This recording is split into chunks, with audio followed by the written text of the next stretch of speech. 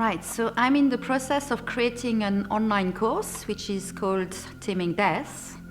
And the aim of that course is to offer people a space where they are going to be able to explore death in their own rhythm.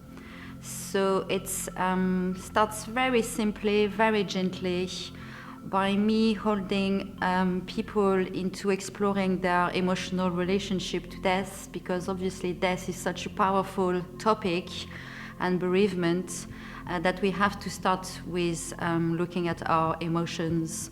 And then I'm taking people very gently into their beliefs, their thinking, their relationship to death.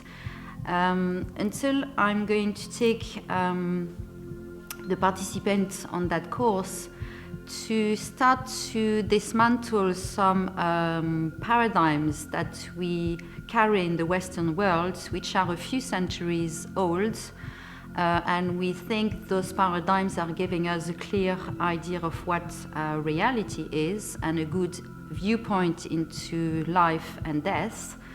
But in fact, they are very limiting paradigms. So I'm talking about looking at what is matter, what is time, what is space, and what are our senses in relationship to all of that.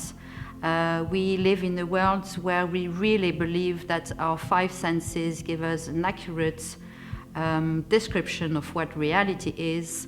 Nowadays, with quantum physics, neuroscience, epigenetic, we're starting to realize, wow, there is far, far more to the picture than what our five senses are telling us.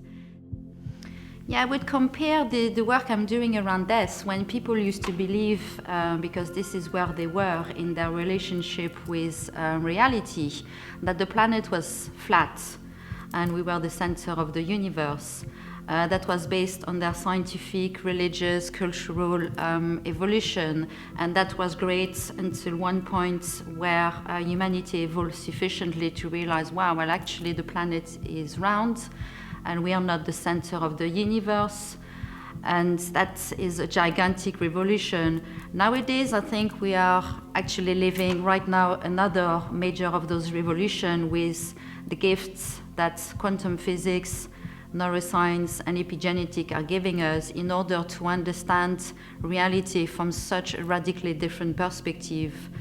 Those different perspectives are really allowing us to have a different entry points into what potentially death is. So I'm not here in my course to give answers to people, to give dogmas. That's not at all my point.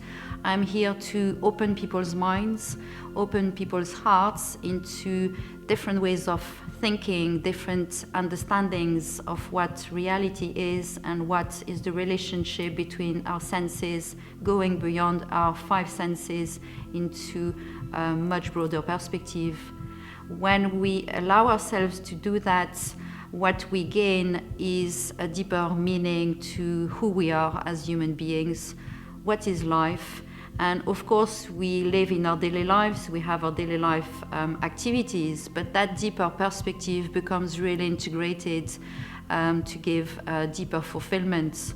And ultimately, as we're all going to die, when it will be the time to either face the death of a loved one or our own death, we will have a much deeper way of handling that situation than maybe the previous generations. That's really my hope.